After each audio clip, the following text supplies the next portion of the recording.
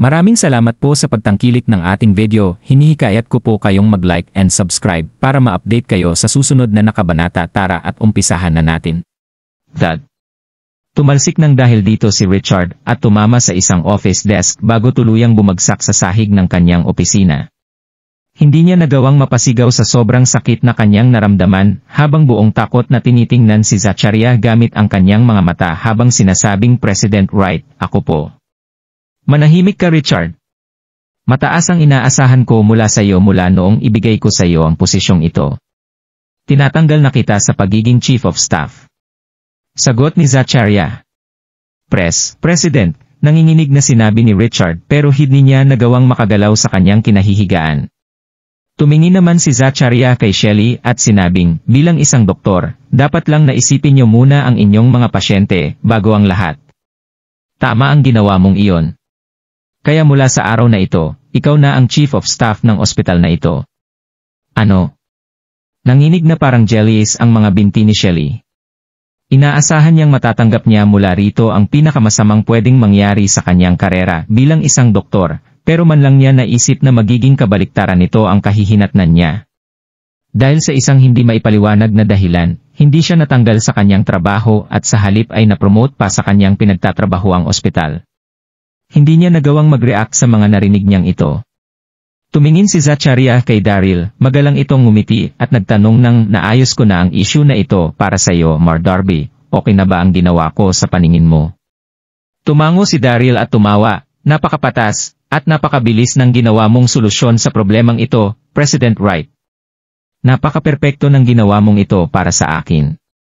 Kahit ngayon lang sila nagkita, agad na humanga si Daryl sa pamamaraan ni Zaccaria sa pag-handle ng mga ganitong bagay. Kaya mas nagustuhan na niya ngayon ang taong ito. Tumawa naman dito si Zaccaria.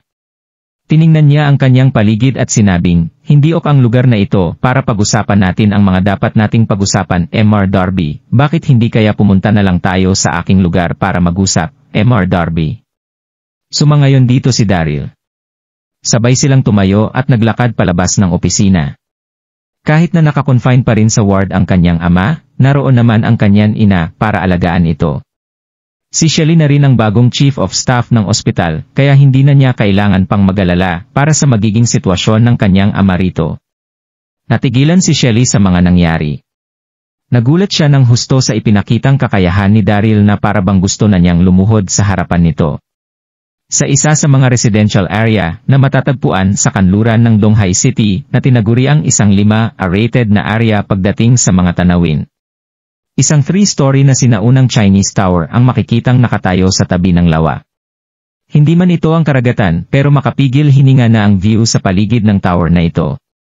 Pagmamayari ni Zaccaria ang sinaunang tower na ito na siya ring kanyang naging tirahan. Pumasok si Daryl nang imbitahan siyang pumasok dito ni Zaccaria. Agad silang nagpunta sa isang napakalaking hall sa ikatlong palapag ng tower kung saan umupo si Daryl sa isang sofa para kunin ang isang piraso ng godly pill mula sa kanyang bulsa at ilagay ito sa lamesa. Agad na nagliwanag ang mga mata ni Zaccaria. Kinuha niya ang pill sa lamesa at tiningnan ito ng maigi, ito na ba ang godly pill? Tanong niya. Oo. Ito rin ang ininom ni Brandon para magawang tumawid sa kasunod na level ng kanyang pagpapalakas, nakangiting isinagot ni Daryl. Hindi ako makapaniwala noong una kong marinig ang balitang ito mula kay Brandon, paano nagawa ng isang batang lalaki na kagaya mong lumikha ng isang napakahiwagang godly pill. Mukhang hindi ka nga talaga isang ordinaryong tao, Kuya Daryl. Sabi ni Zaccaria. Dito na sinenyasan ni Zaccaria ang kanyang assistant para i-wire transfer ang pera kay Daryl at buong pusong sabihin na 5 taon na akong hindi makatawid sa susunod na domain ng aking pagpapalakas. Natupad na rin ang hiling kong ito ngayon sa wakas. Ngumiti rito si Daryl. Namangha siya sa naging interior decoration ng tahanan ni Zaccaria habang tinitingnan ang buong layout nito. Pero agad siyang nagpakita ng hindi pagsangayon nang makita niya ang fish tank na nakalagay malapit sa hagdanan. Madalas ka bang magsanay sa lugar na ito, President Wright? Tanong ni Daryl. Tumango si Zaccaria at sinabing oo, napakaganda rito magsanay dahil sa tahimik ng lugar na ito. Mukhang alam ko na rin po ang dahilan kung bakit hindi kayo makatawid sa susunod na domain ng inyong pagpapalakas. Sabi ni Daryl. Natigilan dito si Zaccaria na nagtanong ng paano naman ito nangyari. Itinuro ni Daryl ang fish tank at dahan-dahang sinabi na napakaganda ng naging layout ng tower na ito sa Feng Shui maliban na lang sa isang bagay. Ang fish tank. Dito na namamanghang nagtanong si Zaccaria ng may alam ka rin pala sa Feng Shui, Kuya Daryl. Kahit na namamangha, nagdududa pa rin si Zaccaria kay Daryl. Walang kahit na anong alam si Zaccaria sa Feng Shui pero nagawa niyang kumuha ng isang kilalang Feng Shui master nang ipatayo niya ang tower na ito. Ang naging buong layout nito ay ayon sa naging request ng kinuha niyang Feng Shui master. At dahil dito ay walang tigil na umunlad at katayuan ng negosyo at mismong katayuan ni Zaccaria sa lipunan, nagawa pa niyang maging isang importanteng politiko sa Donghai City. Dahan-dahang ngumiti si Daryl nang makita ang pagdududa sa kanya ni Zaccaria at sumagot ng may kaunti akong alam tungkol dito, pero kung hindi ako nagkakamali, isang Feng Shui master ang nagplano ng buong layout ng lugar na ito, hindi ba? Tama. Tango ni Zaccaria. Nagpatuloy sa pagsasalita si Daryl na nagsabing, at pagkatapos lang nito dumating sa iyo ang fish tank na ito, tama. Sumagot naman dito si Zaccaria ng, oo, ibinigay ito sa akin ng isa sa mga business partner ko 3 taon na ang nakalilipas. Ayon nga, sinira ng fish tank na ito ang buong layout ng tower. At sa sandaling masira ang Feng Shui, agad naninipis ang nilalabas nitong spiritual aura sa iyo. Kaya natural lang na maging inefficient ng ginagawa mong pagsasanay dito. Nakangiting sinabi ni Daryl. Nagulat dito si Zaccaria. Nagawa rin itong mahulaan na pagkatapos lang niya itayo ang tower na ito dumating ang itinuturo nitong fish tank. Napakahusay talaga ng binatang ito. Alam din ni Daryl ang kanyang mga sinasabi. Nagbunga na rin ang napakaraming oras na kanyang ginugol sa pag-aaral ng librong The Geomancy of Yin and Yang. Nakaukit na ang mga laman nito sa utak ni Daryl. Ang ibig mo bang sabihin ay babalik na ang lahat sa dati sa sandaling alisin ko ang fish tank na ito? Tanong ni Zaccaria. Tumango rito si Daryl, oo, sa sandaling alisin mo ang fish tank na yan, subukan mo muling magpalakas dito nang malaman mong mas maganda ang ginagawa mong pagpapalakas ngayon kaysa noong nandito pa ang fish tank na ito. Agad na inutusan ni Zaccaria ang kanyang mga tauhan na alisin ang fish tank. At pagkatapos ay, magaling kung ganoon. Iniisip ko noon na nasa akin lang ang problema pero nang dahil sayo, ay agad kong nalaman ang tunay na problema sa likod nito. Agad na binati ni Zaccaria si Daryl. Naglakad siya sa katabing kwarto nito at lumabas dala ang isang manual. Ibinigay niya ang manual kay Daryl at sinabing, ikinagagalak ko talagang makilala ka, Kuya Daryl. Tanggapin mo sana ang Blazing Slash manual na ito bilang pagpapasalamat ko sa iyo, ilang taon na rin ang nakalilipas mula noong makuha ko ito. Kasabay nito ang pagbibip ng cellphone ni Daryl. Dito na niya nakita ang pagpasok ng pera sa kanyang bank account. Tinanggap niya ang manual mula kay Zaccaria at sumagot ng, ikinagagalak ko ring makilala ka. Pero may mga bagay pa akong dapat na gawin kaya mauuna na muna ako sa iyo. Kinatanghalian. Napakainit ng panahon sa city, makikitang nag-uusap-usap ang kabataan kung saan sila pwede magpalamig. Maraming babae ang kumuha ng litrato sa sasakyan ni Daryl habang dumadaan siya sa mga ito. Sa mansyon ng mga Darby. Ihininto ni Daryl ang kanyang sasakyan at mabilis na naglakad papasok sa mansyon. Kasalukuyang nasa gitna ng isang salo-salo ang mga Darby sa mga oras na ito. Napuno ng saya at sigla ang hangin sa paligid na agad na wala nang pumasok si Daryl sa mansyon. Hayop ka! Paano mo nagawang bumalik dito? Hindi ka nga talaga napalaki ng maayos ng ama mo. Sabi ng isa sa mga taong nasa loob ng mansyon. Ibinagsak ni Yumi ang hawak niyang mga chopsticks, naglakad papalapit kay Daryl at sumigaw ng, naparumi mong hayop ka, Daryl, paano mo nagawa ang kababuyang iyon? Hindi ka na welcome kailanman sa pamilyang ito. Kaya umalis ka na. Oo nga, umalis ka na. Isang malaking kahihiyan para sa aming mga Darby na magkaroon ng isang miyembrong kagaya mo. Isinara ng husto ni Daryl ang kanyang mga kamao, tumingin sa kanilang lahat at nagtanong ng gusto ko lang kayong tanungin kung bakit nawalan ng malay ang aking ama, at bakit siya na ospital. Nanlulokong ngumiti si Yumi na nagsabing, at nagkaroon ka pa ng lakas ng loob na magtanong tungkol sa mga bagay na ito. Dahil ang lahat ng iyan sa'yo. Magpasalamat ka pa nga at nagawa pa naming siyang dalhin doon. Nagalit ng husto rito si Daryl. Namula ang kanyang mga mata habang sumisigaw ng itinapon niyo lang siya sa harap ng ospital. Mga magulang ko ang mga yon. Kung mayroon kayong mga hinanakit sa akin, ako mismo ang harapin niyo. Wala silang kahit na anong kinalaman dito. Nanalamig namang sumagot si Yumi ng, anong isinisigaw-sigaw mo riyan? Anong karapatan mo para magsalita ng ganyan sa amin?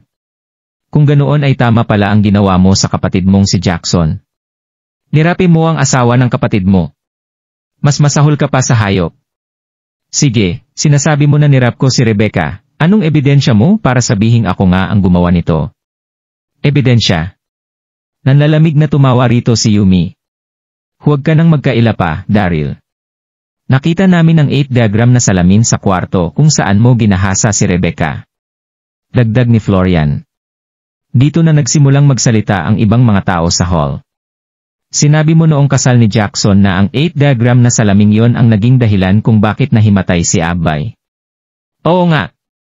Ikaw lang sa buong pamilya Darby ang may alam kung paano gamitin ang 8 diagram na salaming yon. Kung hindi ikaw ang gumamit ng 8 diagram na salaming ito para mahimatay si Rebecca, sino? May mata ang Diyos Daryl, kaya huwag ka nang magkaila pa. Nakakadiri ka. 8 diagram na salamin. Nanalamig na tumawa si Daryl, hinarap niya si Jackson at nagtanong ng pinagsususpetsahan mo rin ba na ako ang gumawa nito, Jackson? Si Daryl ang pinakamalapi kay Jackson sa buo nilang pamilya, para silang biological na magkapatid sa sobrang lapit ng dalawang ito sa isa't isa. Kaya naniniwala si Daryl na hindi katulad ng iba niyang mga kapamilya si Jackson na maninisi ng hindi nalalaman ang buong katotohanan. Pero nadurog ang puso ni Daryl sa ibinigay na sagot ng kapatid niyang si Jackson. Pinagkatiwalaan kita Kuya Daryl. Pero mas nagtataka ako sa kung bakit nandoon ang 8 diagram na salamin sa kwartong iyon. Ano namang problema kung dito ako magbabase hindi ba? Tanong ni Jackson na walang kahit na anong emosyon. Pagkatapos nito ay agad na napuno ng hinanakit at galit si Jackson, sumigaw siya kay Daryl ng, alam mo ba kung gaano na kami katagal ni Rebecca? Matapos ng napakaraming taon ay nagawa na rin naming magpakasal. Kaya bakit mo magagawa sa amin ang bagay na ito? Bakit?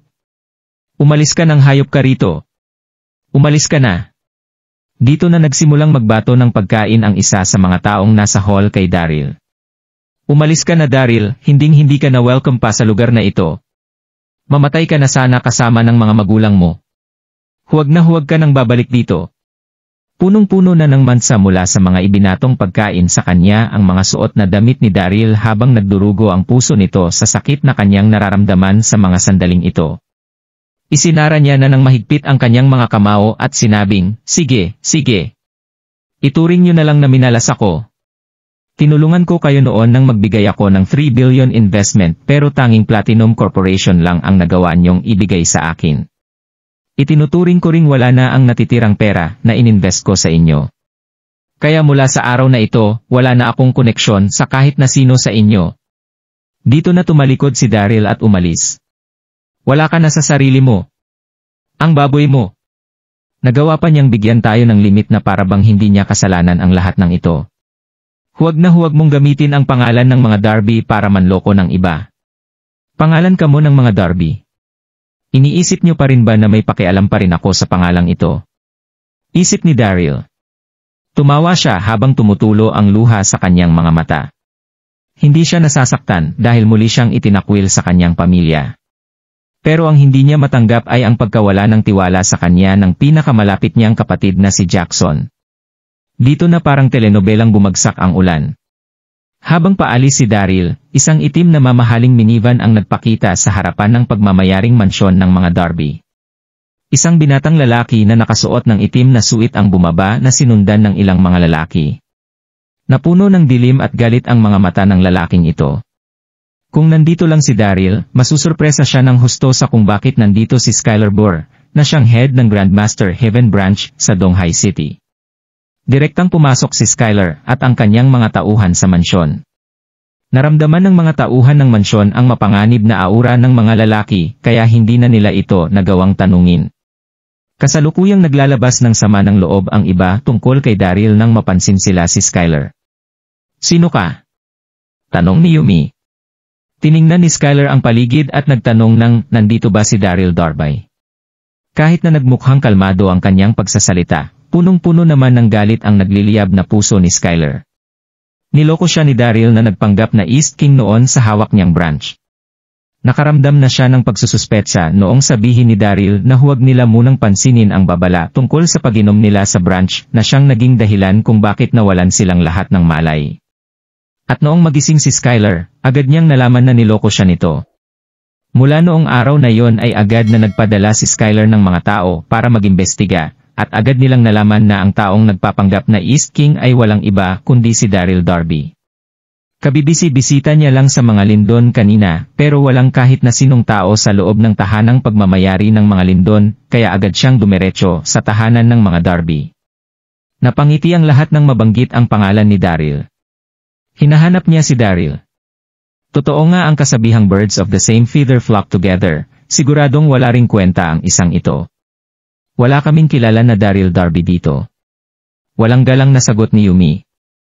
Napasimangot dito si Skyler na nagtatakang nagtanong ng hindi miyembro si Daryl ng pamilya Darby.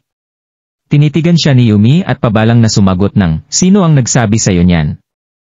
Kaalis-alis lang dito ng baboy na yon.